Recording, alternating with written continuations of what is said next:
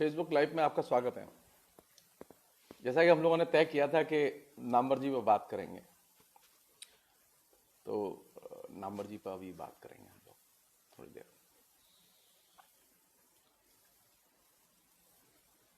मैं नहीं जानता कि आप में से कितने लोग हैं जिन्होंने नामवर जी को देखा है। ऐसे भी लोग हैं बड़ी संख्या में जिनको नामवर जी को देखने का, उनसे बात करने का, उनसे मिलने का, उनके साथ संगत करने का उन्हें अवसर मिला है।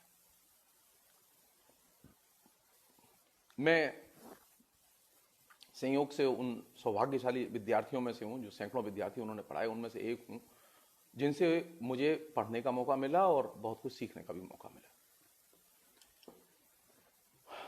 अगर आज नामवर जी होते और मैं लाइव कर रहा होता तो आप तय मान लीजिए नामवर जी सबसे ज्यादा खुश होते। मेरे स्वभाव को वो जानते थे। अनेक बार ये हुआ है कि पब्लिक जेएनयू में, पब्लिक गैदरिंग में, पब्लिक मीटिंग में वो मेरे गुरु हैं, मैं उनका विद्यार्थी, लेकिन हमारे दोनों के दृष्टिकोण नहीं मिलते थे। नामवर सिंह का कद बहुत ऊंचा, इतना ऊंचा कि उसकी जितनी प्रशंसा की जाए कम है, ये सच है। नामवर सिंह ने अपना जो ये कद बनाया वो बहुत मेहनत और मशक्कत के बाद बनाया। मतलब कैसे कोई आदमी हिंदी में वो इस तरह का कद बनाए कि उसकी एक ऑल इंडिया इमेज हो। नामवर सिंह अकेले हिंदी के ऐसे आलोचक और इंटेलेक्चुअल थे जिनको के राष्ट्रीय स्तर पर ख्याति उपलब्ध थी, सब लोग जानते थे। और नाम थी कि वो अनेक भाषाओं के साहित्य के बारे में एकदम अपडेटेड थे। आप उनसे बंगला के बारे में बात करो, आप उनसे तमिल के बारे में बात करो, आप उनसे अंग्रेजी का साहित्य, तो वो ऐसे उसके बारे में ऐसे बताते थे जैसे कि वो अंग्रेजी के ही प्रोफेसर हो।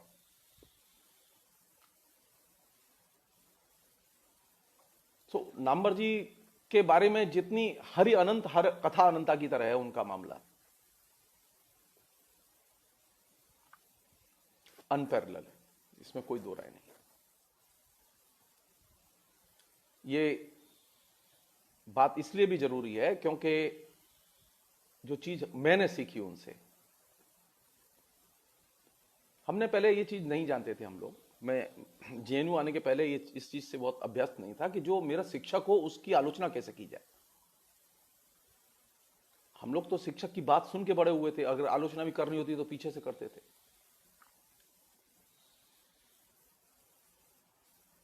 नामवर जी से पहला जो लेसन लिया और जिसने सारी जिंदगी मेरी दिशा बदल दी,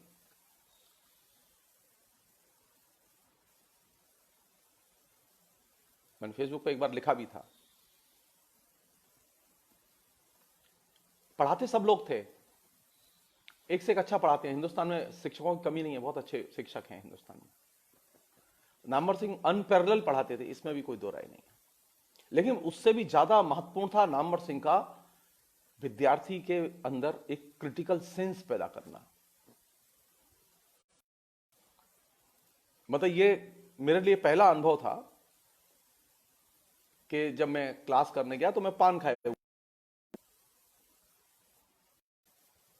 तो नामवर जी ने कहा मेरे लिए पान लेके आया।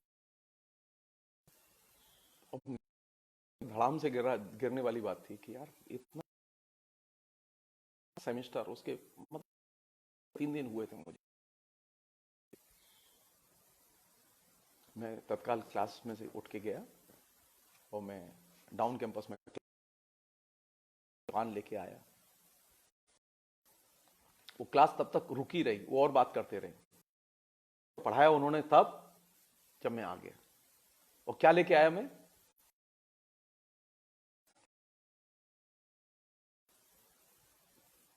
एक पान वाला था ऊपर, उनके घर के पास ही मेरा भी हॉस्टल था। तो कई बार ये होता था कि डिनर करने के बाद में वो भी आते थे वहां और मैं भी मेस से खाना खा के आता था। अंडरस्टूड था कि जो पहले से वहां खड़ा है वो दूसरे को, अगर नामवर जी पहले खड़े, उन्होंने देख लिया और मैंने नमस्कार की, तो वो तत्काल कहेंगे पान खिला देना इसे।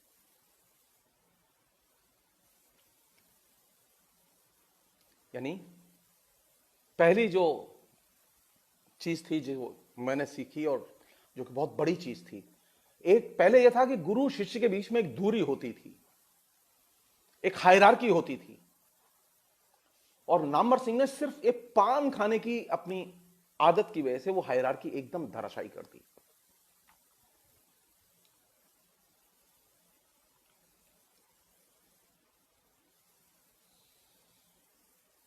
और ये बहुत बड़ी चीज थी, एक शिक्षक विद्यार्थी को अपने बराबर ले आए, बराबर खड़ा करके बात करे, ये बहुत बड़ी चीज थी। और इसके बाद में आप समझ सकते हैं मेरी स्थिति क्या होती होगी। मेरे अंदर उनको लेके आज भी बहुत गहरी श्रद्धा है, पहले भी रही। मैंने कभी उनको लेके, हाँ, ये चीज मैंने जो उनसे सीखी, क्रिटिकल सेंस का मैंने कभी समर्पण नहीं किया। मैं जब जेएनयू में था उनके खिलाफ आंदोलन किए, मैं काउंसलर हुआ करता था, बाद में मैं यूनियन का प्रेसिडेंट भी बना, मैं एसएफआई का कई साल अध्यक्ष रहा, वहां हमने अनेक आंदोलन किए, कई बार उनका घेराव भी किया, एक कभी अपशब्द नहीं बोला। ये बात मैं इसलिए कह रहा हूं कि जब हम किसी से सीखते हैं तो अच्छी चीज सीखते हैं, बुरी चीज नहीं सीखते। और नामवर जी ने इस चीज को हमेशा तरजीह दी, जो हमारी क्रिटिकलनेस है, जो हमारे आलोचनात्मक विवेक है, जिस आलोचनात्मक विवेक के सहारे हम उनके सामने खड़े होकर बोलते थे, इसकी वजह से उन्होंने विक्टिमाइज नहीं किया। विक्टिमाइज वो दूसरी वजह से करते थे, इसकी वजह से। मैं जो चीज पहली चीज शेयर करना चाहता हूं, जो कि बहुत ही सबसे मूल्यवान चीज, जो कि मेरे ही लिए नहीं और भी लोगों के लिए रही होगी। मैंने चूंकि अपने तरीके से, हाँ, ये बात जरूर थी कि नामवर सिंह का जो पूरा पर्सनैलिटी थी ना, वो एकदम सेल्फ मेड की थी। वो उन्होंने अपने आप अपना व्यक्तित्व बनाया था। उनके व्यक्तित्व के निर्माण में किसी की भूमिका नहीं थी, वो किसी सिफारिश से बड़े नहीं हुए थे, उसने सिफारिश से उन्हें नौकरी मिली थी। वो तिक्रम बहुत जानते थे, तिक्रम करते भी थे, लेकिन उनका जो पूरी पर्सनैलिटी थी, वो इंटेलेक्चुअल पर्सनैलिटी हो या एक और दूसरी जो क्षमताएं हो, वो उसकी अपनी सेल्फ मेड थी। और ये चीज मुझे बार बार अपील करती थी।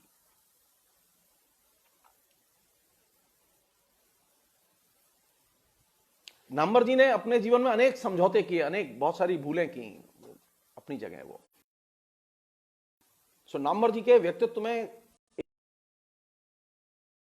और खासतौर पर उनका जो साहित्यिक व्यक्तित्व है वो, और एक व्यक्तित्व है जो कि वो क्लास में पढ़ाते हैं वो, तीसरे किस्म का व्यक्तित्व है जब वो राजनीतिक स्टैंड लेते हैं वो। राजनीति में उनके स्टैंड हमेशा विवादास्पद रहे। प्रशासन के साथ में, जवाहरलाल नेहरू विश्वविद्यालय में उन्होंने जब स्टैंड लिया तो हमेशा प्रशासन के साथ स्टैंड लिया, हमारे साथ स्टैंड नहीं लिया। तो जाहिर है कि हमने भी आलोचना की उनकी, और वो चुपचाप सुनते थे। तो नामवर जी पर बात करते समय ये फर्क, ये अंतर हमें करना होगा कि एक वह नामवर सिंह जो एकेडमिक्स का है, एक वह नामवर सिंह जो कि विश्वविद्यालय का प्रशासक और प्रशासकों के साथ है, एक क्लास में टीचर है। ये सारे एक जैसे नहीं है।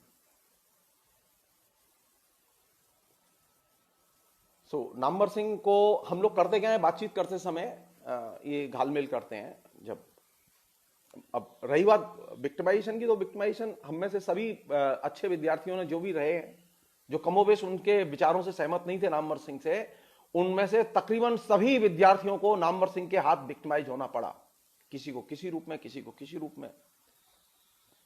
ये उनका सबसे कमजोर पक्ष था।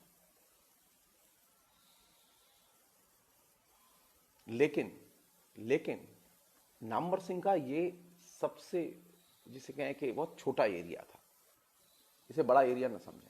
क्योंकि नामवर सिंह की जो पर्सनैलिटी, नामवर सिंह का जो दृष्टिकोण है, वो यहां नहीं मिलेगा कि वो अपने सेंटर के हेड के नाते या डीन के नाते उन्होंने कैसे निर्णय लिए। वो बड़े खराब निर्णय लिए उन्होंने, वो बड़े खराब प्रशासक थे, वो अच्छे प्रशासक नहीं थे।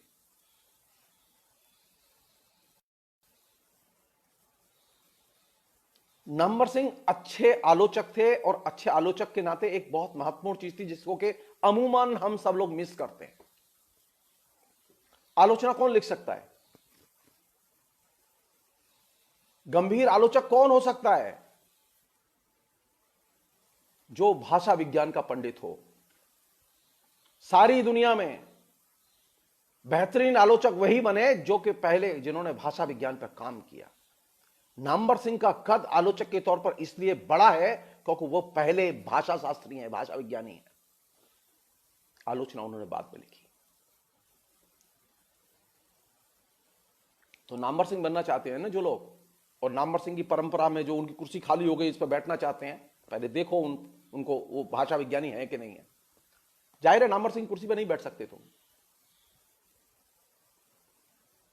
लाख कोशिश कर लो। हमारे यहाँ हैं लोग ऐसे हैं, आलोचक है, जो जी इसी उम्मीद में रहे कि वो नामवर सिंह, और वो इस इल्यूजन में भी जी रहे हैं कि वो नामवर सिंह की जगह फिलअप करना चाहते हैं या फिलअप कर रहे हैं। नामवर सिंह की जगह कोई भर नहीं सकता, क्योंकि नामवर सिंह ने बड़ी जद्दोजहद की, उसके बाद वो जगह बनाई। मैं विनम्रता से कहना चाहता हूं कि नामवर सिंह बनने के लिए जो लोग कोशिश कर रहे हैं वो एकदम असफल होंगे।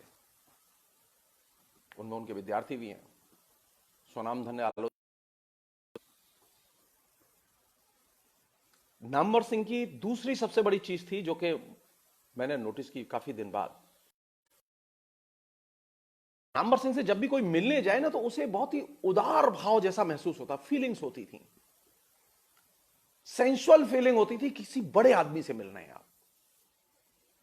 ये सेंसुअल फीलिंग जो है अगर कोई लेखक क्रिएट कर रहा है तो ये एक बहुत बड़ी चीज है। मुझे ईर्ष्या होती है उनसे। मैंने उनसे कई बार कहा भी, मुझे आपसे बहुत ईर्ष्या होती है। हंसते थे। मैंने कहा कि आपसे जब भी मिलने आते हैं तो लोगों को अच्छा लगता है, और ये जो गुड फीलिंग, यानी जो आपसे मिले वो आपसे गुड फीलिंग लेके जाए और ये उम्मीद लेके जाए कि मैं एक बार फिर मिलने आऊंगा, यही तो बड़ी ताकत है एक अच्छे मनुष्य की। एक छोटा सा उदाहरण दे रहा हूं मैं आपको। जब मैंने उनके ऊपर किताब लिखी, संयोग की बात उन्होंने, लेकिन उनके ऊपर किताब किसी विद्यार्थी ने नहीं लिखी। मैंने अपने तरीके से एक आलोचना की किताब उन पर लिखी। तो मैंने उनको फोन किया कि मैं सर आपसे मिलने आना चाहता हूं, और किताब मैं उनको ही दी। बाजार में पीछे आई वो पुस्तक, तो उनका आओ।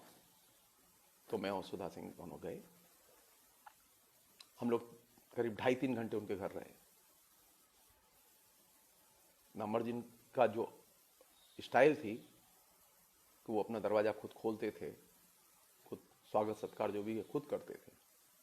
बैठे, जब मैंने किताब दी निकाल के, उन्होंने किताब को सिर पर लगाया और कहा कि जगदीश्वर, तुमने मेरा पुनर्जन्म कर दिया। मैंने इतनी खुशी कभी नहीं देखी। वो बात कर रहे हैं, बार बार पन्ने पलट रहे हैं, पढ़ रहे हैं, फिर रुक रहे हैं, और बातचीत के दौरान उन्होंने एक सबसे महत्वपूर्ण बात कही। बोले कि मैं अभी सुबह से पहले तुम्हारा लेख ही पढ़ रहा था। मैंने आइडेंटिटी के सवाल को लेकर नामवर सिंह की आलोचना करते हुए, जो कुछ पुस्तक में भी है, वो एक अंश मैंने पहल मैगजीन को दिया था और वो अंक उनके पास था, और वो उसको पढ़ रहे थे सुबह से, और बहुत खुश थे। देखो बहुत तीखी आलोचना थी उसमें उनकी। और जिस समय मैं मिलने गया उसके कुछ ही दिन पहले इंदिरा गांधी ये जो संस्कृति केंद्र है दिल्ली में, राम बहादुर राय एंड कंपनी ने नामवर सिंह का जन्मदिन मनाया था। और नामवर सिंह के जन्मदिन के आयोजन के में बहुत सारे लोग शामिल हुए, और फेसबुक पर मैंने कम से कम 8 दिन कंटिन्यूअसली रोज 2-2, 3-3 आर्टिकल लिखे उनके खिलाफ, और बहुत ही भयानक आर्टिकल लिखे। वो अभी भी हैं फेसबुक पर, कोई भी देख सकता है। आप विश्वास करेंगे, नामवर सिंह ने एक वाक्य नहीं बोला।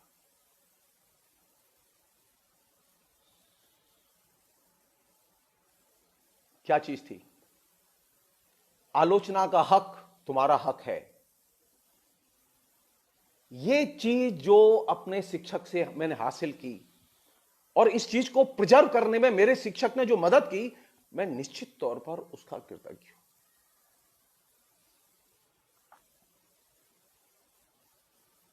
तो मैं अगर उन पर बात करना चाहूंगा तो मेरे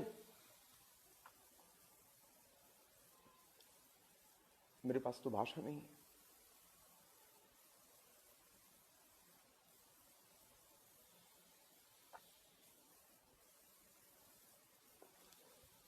मैंने उनसे एक सवाल पूछा था। मैंने कहा आपके सारे इंटरव्यू पढ़े मैंने सब, तो मैंने कहा आप ये बताइए कि अगर आप मरेंगे तो आपका अंतिम संस्कार कैसे किया जाए,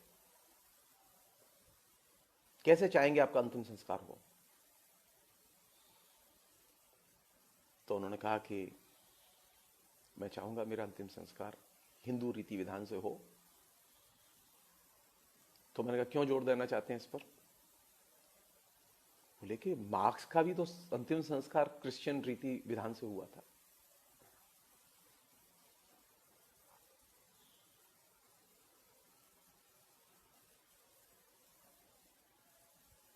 उसके पहले मैंने सवाल किया था उनसे, जो उसका कि उन्होंने उत्तर दिया, बहुत ही शानदार उत्तर दिया था। मैंने कहा आप नास्तिक क्यों हैं? किसने बनाया आपको नास्तिक? और आप नास्तिक हैं तो फिर मंदिर क्यों जाते हैं? तो उन्होंने कहा कि मैं मंदिर इसलिए जाता हूं कि मंदिर हमारी सभ्यता के प्रतीक हैं।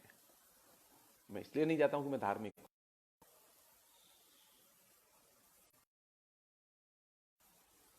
वही बात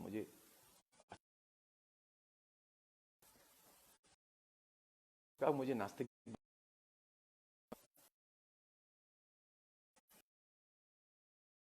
व्यक्ति,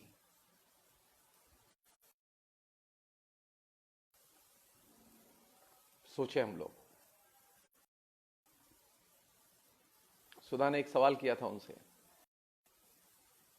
बोले कि जीवन का सबसे बड़ा दुख क्या है? जानते हैं क्या बोले? बोले सबसे बड़ा दुख यह है कि मैं इसे देखता हूं तो मुझे ईर्ष्या होती है। बहुत लिखता है ये, मुझे बड़ा अच्छा लगता है। बोले जब मैं जवान था, मेरे शरीर में ताकत थी, तो मैं लिख नहीं पाया, मैं घूमता रहा,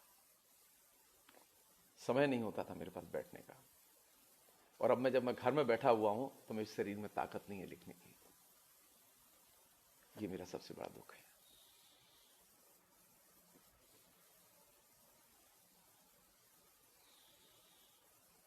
कौन सी चीज है? क्या चीज सीखे नामवर सिंह से? लिखो, लिखो और खूब लिखो।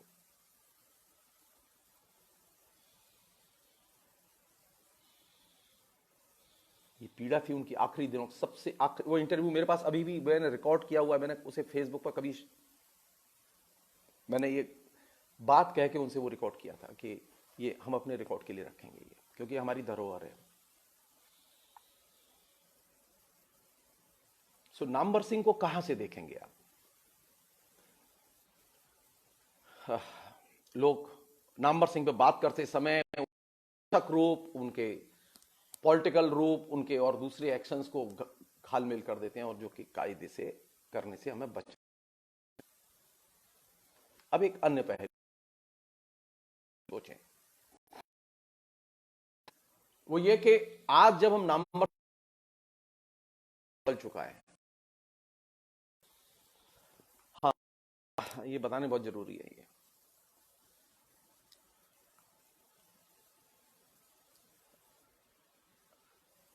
जेएनयू में मोदी सरकार के आने के बाद में जो उथल पुथल और परिवर्तन घट रहे थे, उससे नामवर सिंह बहुत दुखी थे, उसे अप्रूव नहीं करते थे।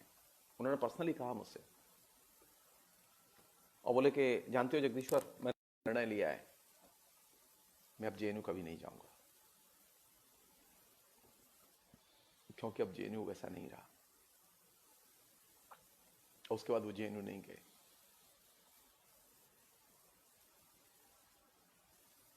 और दूसरी एक चीज जो कि बहुत ही दुर्लभ चीज है, ज्ञानपीठ वालों ने एक प्रोग्राम किया दिल्ली में, और उस प्रोग्राम में नामवर सिंह, विश्वनाथ त्रिपाठी और देवी प्रसाद त्रिपाठी थे। देवी प्रसाद त्रिपाठी उस प्रोग्राम को कंडक्ट कर रहे थे और बातचीत थी कि नामवर सिंह से सवाल जवाब हो, नामवर सिंह बताएं और फिर ऑडियंस से सवाल हो। और मैं उस समय दिल्ली आया हुआ था कलकत्ता से, तो मैं भी उसमें गया था भाग सुनने के लिए।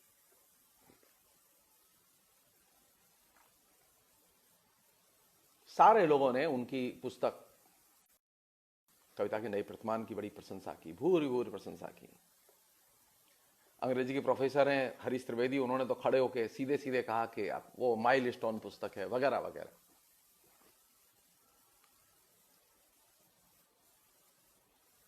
नामवर जी ने एक महत्वपूर्ण घोषणा की। नामवर सिंह ने कहा कि वह पुस्तक मैंने, आलोचना की पुस्तक नहीं है वो पुस्तक मैंने डिमांड पर लिखी थी। क्या? उस समय साहित्य अकादमी के सेक्रेटरी या अध्यक्ष जो अग्रवाल हुआ करते थे, सो भारत भूषण अग्रवाल से नामवर जी ने कहा कि भाई आपने साहित्य अकादमी के पुरस्कार अनेक विधाओं को दिए लेकिन आलोचना को नहीं दिया। तो भारत भूषण ने कहा कि तुम पुस्तक लिख के दो, हमें इनाम दे देंगे। तो बोले 3 सप्ताह में वो पुस्तक मैंने लिखी। घर लौट के आया, 3 सप्ताह में वो पुस्तक लिखी, और वो पांडित्य की पुस्तक है, वह आलोचना की पुस्तक नहीं है। और ये मैं आज सबको बता रहा हूं ये बात। नामवर सिंह के व्यक्तित्व की खूबी यह थी कि वे खुद अपने हाथ से ही अपनी चीज का खंडन करते थे। वे अपना मुखौटा अपने हाथ से ही उतारते थे, बार बार उतारते थे। इस मामले में पॉल दे मान के वो एकदम पक्के अनुयायी थे।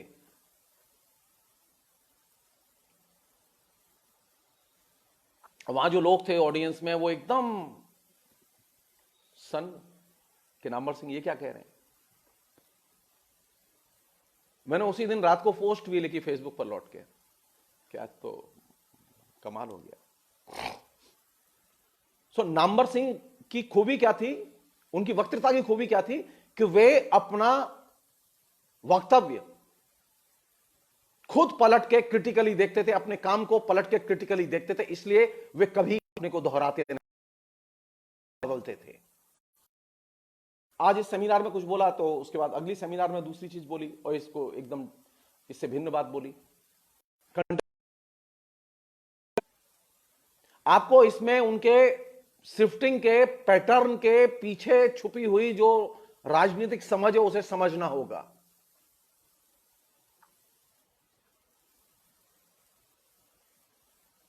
जिसे हम लोग डीकंस्ट्रक्शन कहते हैं ना, नामवर सिंह कुछ मामले में प्रैक्टिस में डीकंस्ट्रक्शन अपना ही करते रहते थे। वो क्यों करते थे? अब ये तो उन्होंने उसका उत्तर नहीं दिया वो क्यों करते थे। जब लोग कहते थे ना आपने फला जगह ये बात बोली, अब यहां ये बात बोल रहे हैं, उसके और इसके बीच में कोई मेल नहीं है, बल्कि उल्टा है। रीडिंग और फिर रीडिंग, पाठ और पुनर्पाठ, ये वक्तव्य को देने वाले को भी करना चाहिए, जो भाषण देते हैं उन्हें भी करना चाहिए। नामवर सिंह सचेत रूप से अपने पाठ की रीडिंग और री रीडिंग करते थे, और ये एक बहुत बड़ी चीज थी, और इसी वजह से उनके सारे वक्तव्य एक दूसरे के अनेक बार खिलाफ जाते थे। सो नामवर सिंह पे बात करते समय, उनके लिखे को पढ़ते समय इस पहलू को ध्यान में रखना बहुत जरूरी है। अब एक जो सबसे वो अच्छी चीज नहीं है लेकिन उसे बताया जाना चाहिए। जैसा कि मैंने आपसे कहा कि अभी नामवर सिंह की आलोचना करने से ज्यादा महत्वपूर्ण है इस परिवेश से कैसे निकले। नामवर सिंह हमारी कोई मदद करते हैं कि नहीं? निश्चित तौर पर नामवर सिंह हमारी मदद कर सकते हैं, बशर्ते कि हम सब्जेक्टिव कम हो। हमारे यहां आलोचकों की मुश्किल यह है कि वो सब्जेक्टिव ज्यादा हैं, ऑब्जेक्टिव कम। हमारे यहां लेखक की मुश्किल यह है कि वो सब्जेक्टिव ज्यादा है, ऑब्जेक्टिव कम। ये जो मौजूदा प्रवेश की जो धुरी क्या है, मौजूदा प्रवेश की धुरी है कि अभी जनता सबसे ज्यादा अधिकारहीन भावबोध में जी रही है। ये अधिकारहीनता का जो भावबोध है, इस अधिकारहीनता के भावबोध से निकलने में एक ही चीज हमारी मदद कर सकती है, वाद विवाद और संवाद। आप जितना वाद विवाद संवाद करेंगे, आपको उतनी ही ताकत मिलेगी।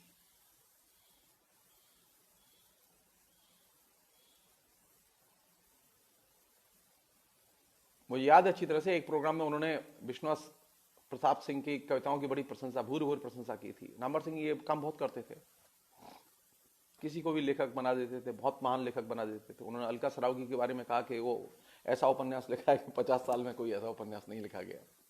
जब प्रशंसा करते थे तो एकदम, तो मैं जब भी मुलाकात होती थी तो मैं हंस के कहता था, आपने वो जो बात कही है ना, उसे खाली लिख दीजिए। तो नामवर सिंह लिखते नहीं थे, लिखते उसी बात को थे जो कि सही है,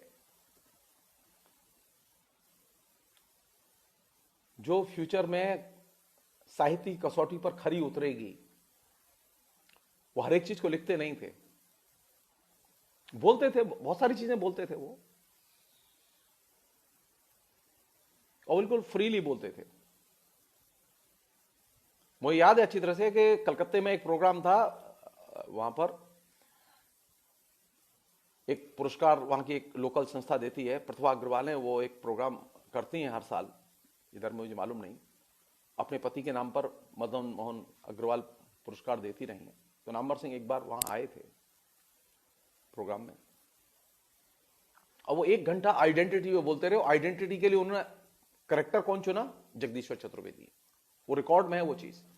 मैं बड़ा परेशान, बोले आइडेंटिटी कैसे बनती है और कैसे शिफ्ट करती है, ये अगर देखना हो तो आप जगदीश्वर को देखें।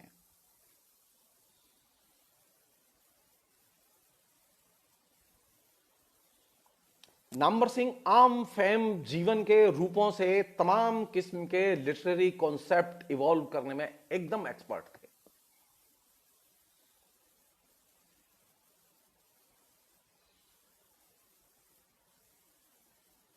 और मतभेद और वैचारिक टकराहट, इनको वे हमेशा सेमिनार्स में, संगोष्ठियों में हमेशा बढ़ावा देते थे।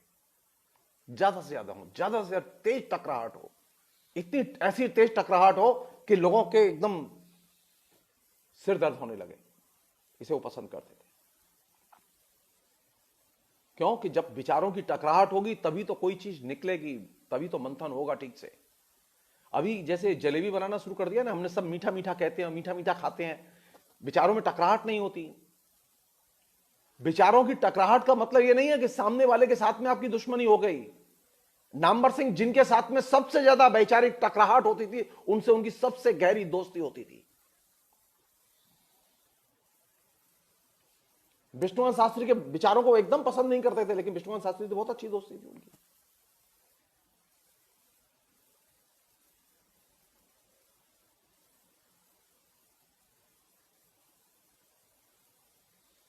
यानी मित्रता, मानवीय संबंध और आलोचना, इन दोनों के बीच में वे दोनों को ही चाहते थे कि मित्रता भी रहे और आलोचना भी रहे। अभी स्थिति हो गई कि आलोचना चल रहेगी, मित्रता नहीं रहेगी।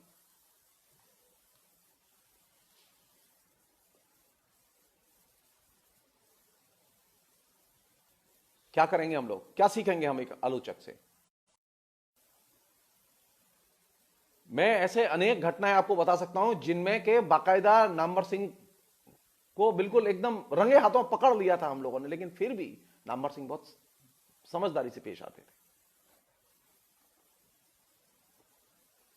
कभी उन्होंने ये मतलब विरक्ति या शत्रु भाव आने नहीं दिया बीच में। नामवर सिंह को चमचे बनाना पसंद था, लेकिन वे उन लोगों की भी इज्जत करते थे जो चमचे नहीं थे। उनके अनेक विद्यार्थी थे जो मेधावी थे, उनकी नामवर सिंह हमेशा इज्जत करते थे। जो पॉलिटिकली उनसे मतभेद रखते थे, भिन्न दृष्टिकोण रखते थे, नामवर सिंह उनका सम्मान करते थे। सो नामवर सिंह के व्यक्तित्व में एक तरफ फ्यूडलिज्म, बुर्जुआ वैल्यूज भी ऑपरेट करते थे। वो पर्सन को भी पसंद करते थे और चारण को भी पसंद करते थे, दोनों चीजें थी। और एक चीज जो उन्होंने विकसित की, जो कि मुझे लगता है कि, और वो बड़ी की, मैं एक बात शेयर करना चाहता हूं आप लोगों से। मैंने पहले हल्के ढंग से लिखा था, लेकिन बात सही है। हमारे यहां दो तरह के इंटेलेक्चुअल हैं। एक तरफ के वे इंटेलेक्चुअल हैं जिन्हें हम लोग पब्लिक इंटेलेक्चुअल कहते हैं।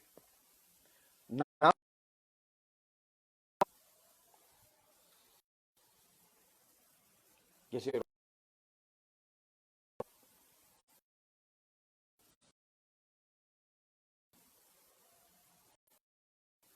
नाम के समान धर्मा बुद्धिजीवी तो हैं, जो कि प्रगतिशील और जनवादियों में एक फेवरेट नामकरण है।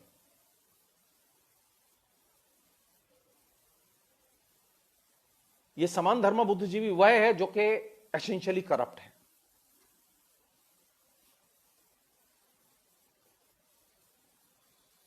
जो हमारे प्रगतिशील जनवादी लोग हैं वो इसे अन्यथा न लें।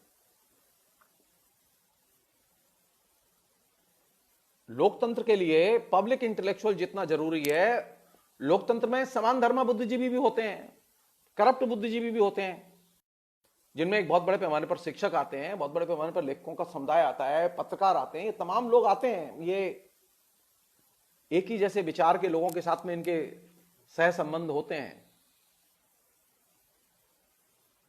मैं उसे, जैसे अंग्रेजी में करप्ट बुद्धिजीवी कहते हैं, करप्ट इंटेलेक्चुअल, मैं करप्ट इंटेलेक्चुअल न कह के मैं समान धर्मा बुद्धिजीवी कहना पसंद करूंगा। ये समान धर्मा बुद्धिजीवियों के भावबोध का निर्माण करने में, उन्हें एकजुट करने में नामवर सिंह ने बहुत महत्वपूर्ण भूमिका अदा की, इसमें कोई दो राय नहीं है।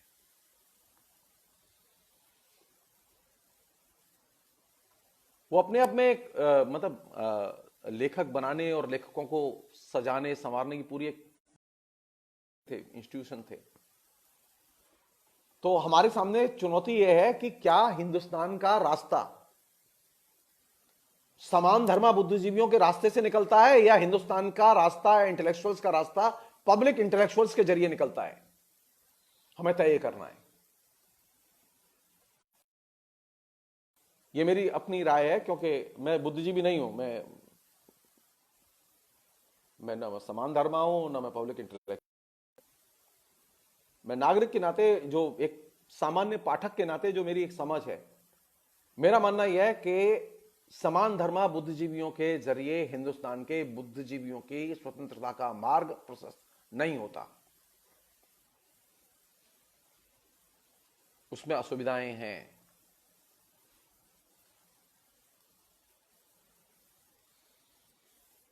अगर बुद्धिजीवी बनना है और बुद्धिजीवियों को अपने स्वतंत्र विकास की संभावनाओं को तलाशना है, तो उन्हें पब्लिक इंटेलेक्चुअल के मार्ग का अनुसरण करना चाहिए।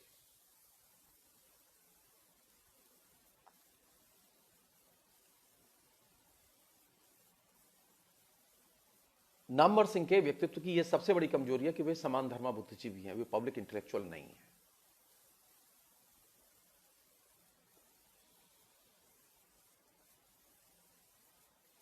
एक और है जो बात शेयर करनी जरूरी है। उनकी एक पुस्तक है छायावाद। उस पुस्तक की, जब मैं ये स्त्री पर पुस्तक लिखने के लिए उनसे मिला, तो मैंने उनसे पूछा कि अगर आपको अब, क्योंकि स्त्री संबंधी बातें हो रही थी, अगर आपसे अब यह कहा जाए कि छायावाद पर पुस्तक लिखो, तो क्या आप वैसे ही पुस्तक लिखेंगे या कुछ अलग पुस्तक लिखेंगे? जो नामवर जी ने बात कही वो बहुत महत्वपूर्ण बात थी। उन्होंने कहा कि नहीं, आज मैं वैसी छायावाद जैसी पुस्तक नहीं लिखूंगा। क्यों? क्योंकि छायावाद की कविताओं में एक बड़ा हिस्सा, तकरीबन आधी कविताएं ऐसी हैं जो सिर्फ स्त्री केंद्रित हैं। मेरी किताब में तो स्त्री है ही नहीं, बहुत थोड़ी सी जगह मिली है उसे। तो आज जब मैं किताब लिखूंगा तो वैसी किताब नहीं लिखूंगा। यानी जब उनसे बात की जाए तो वो पलट के अपनी किताब, अपने लेखन, उसकी आलोचना को सुनते थे और मानते थे, खुद करते थे। मैं एमए कर रहा था और एमए करते समय फाइनल ईयर में ही उनकी पुस्तक आ गई थी, दूसरी परंपरा की खोज। तो हम लोगों को एक सेमिनार पेपर लिखना रहता था और जब पुस्तक आई तो हम उनकी पुस्तक सबसे पहले दिन ही जाके खरीदी हमने और लाए, हम पढ़ी हमने। तो उन्होंने 2 दिन बाद पूछा कि पुस्तक देखी है? तो मैंने कहा हाँ सर देखी, पढ़ी है, मेरे पास है। तो बोले बहुत अच्छा है, तो एक काम करो तुम उसी पर सेमिनार लिख दो। मैंने कहा नहीं सर सेमिनार नहीं लिख सकता। बोले क्यों? तो मैंने कहा जो चीज श्रद्धा में लिखी जाती है उसकी आलोचना नहीं की जा सकती। नंबर जी सन, क्योंकि दूसरी परंपरा की खोज जो पुस्तक लिखी वो श्रद्धा में लिखी गई पुस्तक, वो आलोचना की पुस्तक नहीं है। नामवर सिंह की पुस्तकों पर विचार करते समय यह चीज ध्यान रहनी चाहिए कि कौन सी चीज क्यों लिखी गई, कौन सी चीज रिलेवेंट है और कौन सी चीज इररिलेवेंट।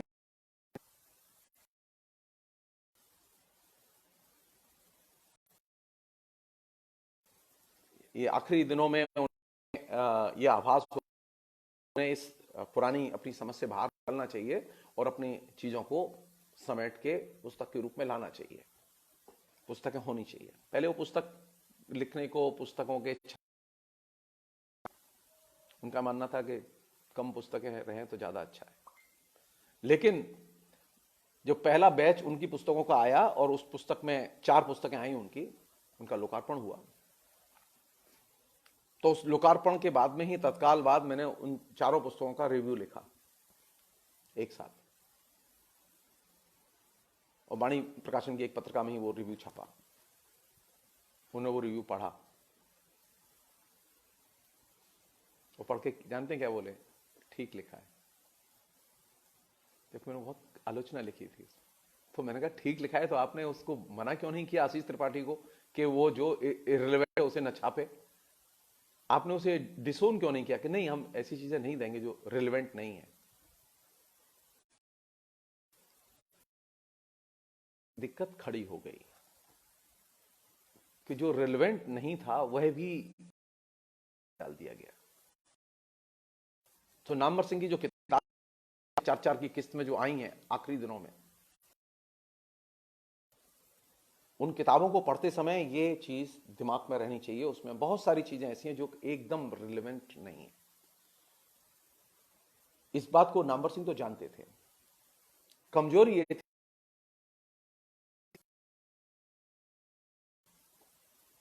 अगर रोक लेते तो बहुत अच्छा होता। नामवर सिंह बहुमुखी प्रतिभा थी उनकी प्रतिभा में कोई कमी नहीं थी, लेकिन उनका सबसे कमजोर पहलू था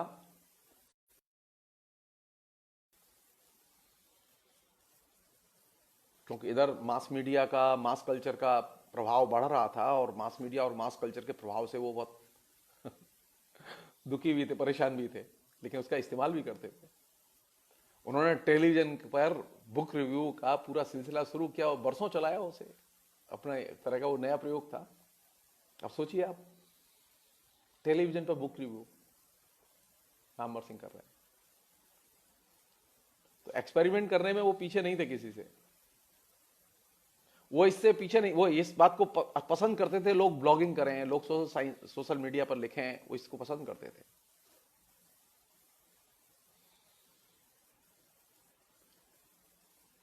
वो नए आधुनिक माध्यमों के पक्षधर थे कि उनमें लिखा जाना चाहिए। वो यहां जो चलने वाली डिबेट थी उनको भी वो अप्रिशिएट करते थे, उनको उनके विद्यार्थी जा जाके बताते थे, वो सुनते थे, समझते थे। तो नए के प्रति उनके अंदर जो है कोई झिझक नहीं थी, अनटचेबल भाव नहीं था। नामवर सिंह ने अपने जीवन में एक ही लेख लिखा मीडिया पर, जो कुछ लिखा साहित्य पर लिखा, और वो बंबई में कोई प्रोग्राम था, उस प्रोग्राम में वो गए, और वो पूरा लिखित में लेख वो मध्य प्रदेश की किसी पत्रकार ने बहुत बाद में छापा। तो मैंने उनसे पूछा कि मैंने आपका वो लेख पढ़ा है, तो आप तो नॉर्मली एक्सटेम्पोर बोलते हैं लिख के तो नहीं बोलते, लेकिन वो जो लेख है, जिसका जो भाषण है मीडिया पे, वो एक्सटेम्पोर वाला नहीं है। तो बोले नहीं नहीं, मैं लिख के ले गया था, मैं उसे लिख के ले गया था। लेकिन उनके संकलन में वो निबंध शामिल नहीं है। मीडिया के बारे में क्या समझ रखते हैं, कितनी ताकत वो समझते हैं मीडिया की, इसको जानने के लिए वो लेख बहुत महत्वपूर्ण है। वो लेख रेमंड विलियम्स के विचारों की रोशनी में लिखा गया।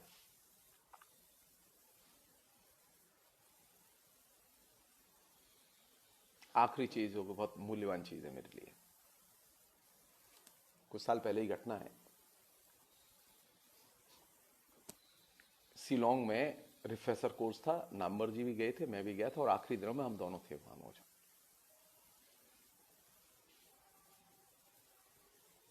और जिस समय वहां गए थे तो शिक्षकों की, तो उन्होंने कहा कि देखो सुनो, पहले मैं क्लास लूंगा, तुम बैठोगे, और फिर तुम जब बोलोगे तब मैं सुनूंगा तुम्हारी, और हम दोनों देखेंगे, और जो मन में आएगी मैं पूछूंगा, और तुम्हारे मन में आएगी जो तुम पूछोगे, लेकिन हम लोग बैठेंगे। मैंने कहा ठीक है। लेकिन जब वो शिलोंग में वहां यूनिवर्सिटी के गेस्ट हाउस में आए, उतरे, तो मैं गेट पर ही था, उनके स्वागत के लिए खड़ा था। बहुत खुश हुए, बोले कि 15 साल बाद हम लोग मिल रहे हैं, तो अब यह है कि जब तक यहाँ रहोगे ना, हम लोग एक दूसरे के बिना नहीं रहेंगे, सब समय साथ रहेंगे। ठीक है, सब समय साथ रहेंगे, कोई दिक्कत नहीं है। अच्छा, इस मिलन के पहले वो मेरा जामिया में सिलेक्शन खारिज कर चुके थे। वो सिलेक्शन कमेटी में थे, उन्होंने मुझे चुना नहीं। मैं प्रोफेसर था, लेकिन मुझे वहां पे नौकरी के लिए चुना नहीं, वो खारिज कर चुके थे मुझे। उन्होंने मुझसे पर्सनली कहा कि मैं तुमसे माफी चाहता हूं, मुझसे गलती हो गई है, बड़ी गलती हो गई है। तो मैंने कहा नहीं सर, आप कुछ भी, वो आपका हक है, आप एज ए एक्सपर्ट आपका हक है, आप कुछ भी निर्णय ले सकते हैं उसमें, उसको लेकर कोई बात। बोले नहीं, मैं बहुत अंदर से बहुत दुखी हूं। मैंने पहली बार अपने अंदर एक चीज गिल्टी मैंने महसूस की। अच्छा, मुझसे पहले वो सुधा से ये बात कह चुके थे दिल्ली में एक प्रोग्राम में, मुझसे गलती हो गई। अब यहां से बात शुरू हुई, तो मैंने कहा सर कल प्रोग्राम खत्म हो जाएगा, 2 दिन में यहाँ, आप दिल्ली लौटेंगे नहीं? बोले नहीं, मैं अभी जाऊंगा नहीं, मैं यहीं रहूंगा। क्यों रहेंगे आप यहाँ? कोई तो बात होगी। अच्छा, मुझे मालूम नहीं, अब मैं तो इतने दिन बाद मिला था, तो बहुत सारी चीजें घटी, बहुत सारी, उन्होंने 15 साल के पूरे नोट्स उस 3 दिन की मीटिंग में सब दे दिए, क्या क्या घटा जीवन में, जी खोल के बातें की। सिर्फ एक घटना बता रहा हूं मैं, और वो रिकॉर्ड में रहनी चाहिए। नामवर जी और मैं जिस समय शिलोंग में थे, उस समय जेएनयू में उनके एक विद्यार्थी पुरुषोत्तम अग्रवाल का विदाई समारोह था। पुरुषोत्तम अग्रवाल को बहुत प्यार करते थे, उसे पाल पोस के बड़ा किया था उन्होंने, हथेली पर रख के बड़ा किया था। उसका जो विदाई समारोह था, नामवर जी ने कहा मैं उसमें शामिल नहीं होऊंगा। मैंने कहा क्यों? आप तो उसे बहुत प्यार करते हैं, आपने तो उसे पाल पोस के बड़ा किया, उसे नौकरी दिलाई है, हर जगह नौकरी दिलाई है, हम लोगों को तो नौकरी नहीं, हम लोगों को तो खुद जुगाड़ करनी पड़ी। बोले नहीं, मैं नहीं जाऊंगा।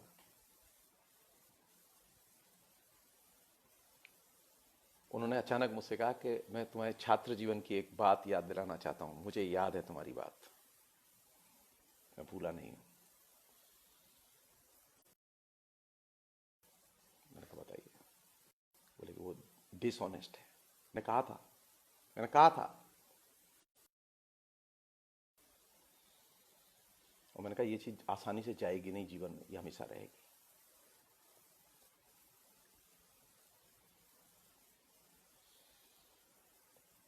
नामवर सिंह अपने विद्यार्थी के जब वो विभाग का अध्यक्ष बना, पुरुषोत्तम अग्रवाल, तो उसके आचरण से इतने दुखी थे कि उसके विदाई समारोह में शामिल नहीं हुए। उन्होंने कहा कि मैं दिल्ली जाऊंगा ही नहीं।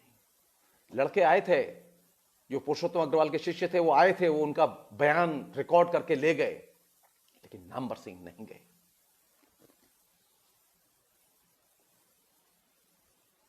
बोले कि संयोग देखो, संयोग देखो, जब तुम पढ़ते थे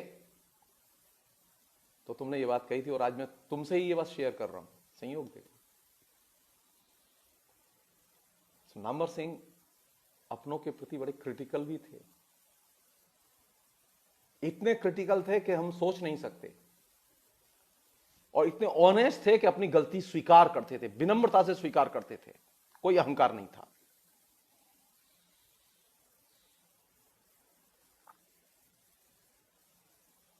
मैं सिर्फ उनको याद करते, मुझे भाषा नहीं आती, उनके बारे में बोलते समय मेरा मन भर जाता है, बहुत दुख होता है।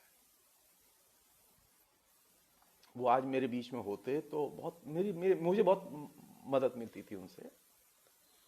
इसलिए नहीं, उन्होंने मेरे कई बार मुझे अपॉइंटमेंट नहीं दिया। वो जानते थे कि इससे नाराज नहीं होता।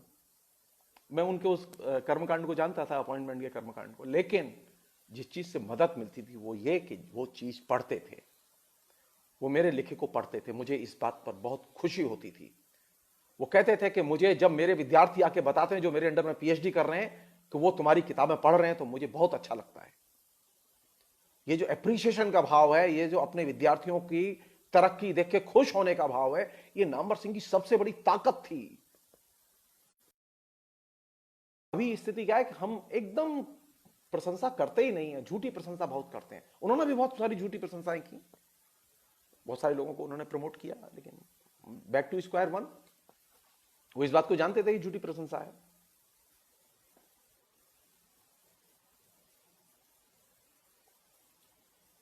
केदारनाथ सिंह ने मुझे बाकायदा बताया कि नामवर जी ने तुम्हारी किताब जो तुमने लिखी है पूरी पढ़ी, और पढ़ी नहीं, उसके हर पन्ने पर टिप्पणियां लिखी हैं और बहुत खुश हैं। उन्होंने यह भी कहा था कि मैंने साहित्य का इतिहास दर्शन पुस्तक पढ़ी है तुम्हारी, और मुझे बेइंतहा खुशी हुई तुम्हारी वो पुस्तक पढ़ के। मुझे इससे बड़ा कॉम्प्लीमेंट नहीं मिल सकता, क्योंकि मैं अपने शिक्षक के साथ में मैंने जो संबंध बनाया वो बहुत ही क्रिटिकल संबंध बनाया। मैंने उनसे सीखा ये कि मैं आलोचना को एक बाकायदा एक डिसिप्लिन की तरह विकसित करूं, और दूसरी चीज सीखी है कि जो सामने होता है उसे मैं प्यार भी करूं, चाहे मेरे कितने मतभेद हो।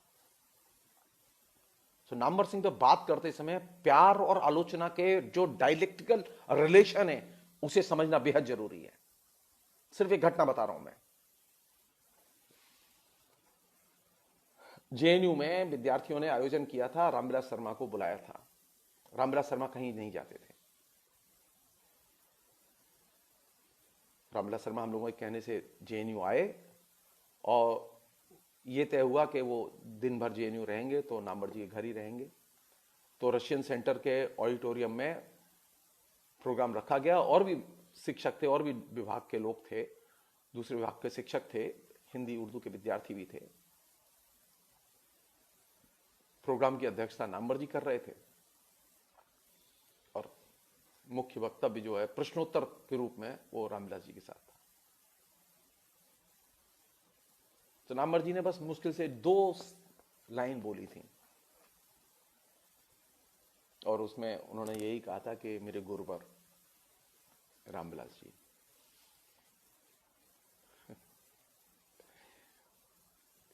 जो ही ये 2 लाइन खत्म की उन्होंने, रामविलास जी ने तत्काल कहा, यहां सबके सामने कह रहा है गुरुवर, और किताब लिखता है दूसरी परंपरा की खोज।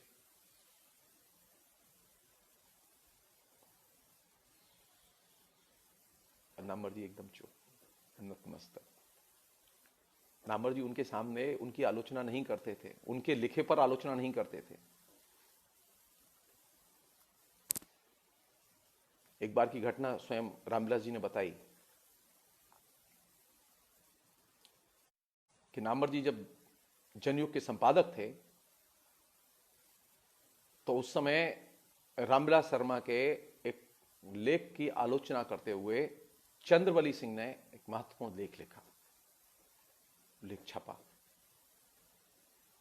छपने के बाद में नामवर जी ने संपादक के नाते रामविलास जी से कहा कि आप इसका चाहे तो उत्तर दीजिए, हम छापेंगे उसे भी। रामविलास जी ने उत्तर नहीं लिखा। उन्होंने पूछा क्यों, तो बोले नहीं, वो मेरे गुरु है, मैं उनके लिखे की आलोचना नहीं कर सकता। ये जो ट्रेडिशन है, इस ट्रेडिशन और मंच पर देखिए आप कैसी टकराहट होती है।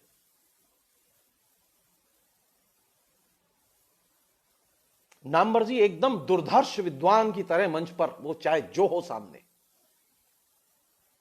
वो छोड़ेंगे नहीं।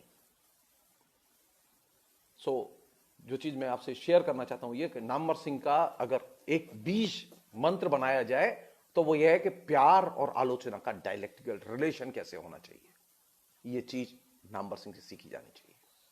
नामवर सिंह ने हर वर्ग, हर समुदाय, हर यूनिवर्सिटी में अपने अनुयायी पैदा किए, फैन पैदा किए, प्यार से, सिफारिश से नहीं, प्यार से उनके लोग फैन थे। ये सच है। ये सच है कि आज भी अगर फेसबुक पर नामवर सिंह को लेकर कुछ लिखा जाए तो उसको पढ़ने वाले लोग, उसको लाइक करने वाले लोग सबसे ज्यादा होते हैं। ये सच है। वो अपने जीते जी सबसे जनप्रिय थे। उनके बिना सेमिनार संभव नहीं थी। अगर वो किसी सेमिनार में चले जाएं तो सेमिनार सार्थक हो जाती थी। और ये उनकी सबसे बड़ी जनप्रियता की कसौटी थी और सफलता थी। तो नामवर सिंह पर बात करते समय, नामवर सिंह को देखते समय कौन सी चीज जरूरी है? प्यार और आलोचना के द्वंद्वात्मक संबंध को दिमाग में रखने की जरूरत है। प्यार के बिना आलोचना नहीं लिखी जा सकती और आलोचना जो है के बिना प्यार नहीं हो सकता। और यह चीज नामवर सिंह ने दिखाई, बार बार दिखाई। अनेक उदाहरण है, मैं जाना नहीं चाहता उसमें। मैं सिर्फ जो चीज कहना चाहता हूं ये कि नामवर सिंह की आलोचना सेक्युलर आलोचना है, वह रिएक्शनरी आलोचना नहीं है। वो राजनाथ सिंह उन्हें माला पहनाए या विश्वनाथ प्रताप सिंह माला पहनाए, वो इनके पक्ष में कुछ भी बोले या विपक्ष में कुछ भी बोले, इससे नामवर सिंह का कुछ आने जाने वाला नहीं। क्योंकि नामवर सिंह ने जो लिखा है, नामवर सिंह ने सांप्रदायिकता के खिलाफ में सबसे महत्वपूर्ण और गंभीर बातें लिखी हैं। नामवर सिंह ने कांग्रेस की और नेहरू की आलोचना करते हुए सबसे महत्वपूर्ण और गंभीर बातें लिखी हैं। एक लेखक की जो पूंजी होती है वो उसकी कृतियां होती हैं, रचना होती है, वह उसकी संतान होती है। नामवर सिंह की संतान उनका लिखा हुआ है, उनका बोला हुआ नहीं। तो नामवर सिंह कहां मिलेंगे? अपने लिखे में। वो हमारी स्मृतियों में कहां मिलेंगे? अपने लिखे में। लेखक की आलोचना की पड़ताल, उसकी गहरी छानबीन, उसकी क्रिटिकल मूल्यांकन उसके लिखे के आधार पर होना चाहिए। और यह चीज नामवर सिंह को बड़ा लेखक बनाती है। और यही चीज हमारी हिंदी की मूल्यवान चीज है। हमने क्या किया कि हमने हिंदी की सबसे जो खराब चीजें थी, जो कि अनेक प्रवृत्तियां नामवर सिंह में भी थी, वो उनको तो पकड़ दिया और उनकी जो सबसे अच्छी चीज थी उसे छोड़ दिया।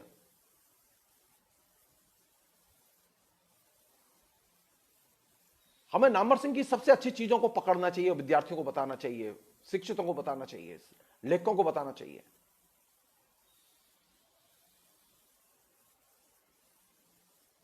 सबसे कमजोर चीज को नहीं बताना चाहिए, वह हमारे लिए अप्रिशिएट करने की चीज नहीं हो सकती।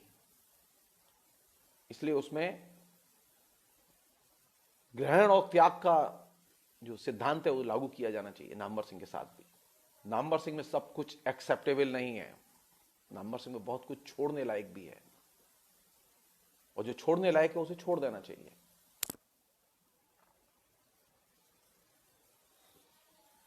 नामवर सिंह फिर कहां मिलेंगे? नामवर सिंह सिर्फ आलोचना में मिलेंगे। पढ़ के तो देखो, उनकी किताबें बहुत मूल्यवान किताबें। बहुत बहुत शुक्रिया, थैंक यू।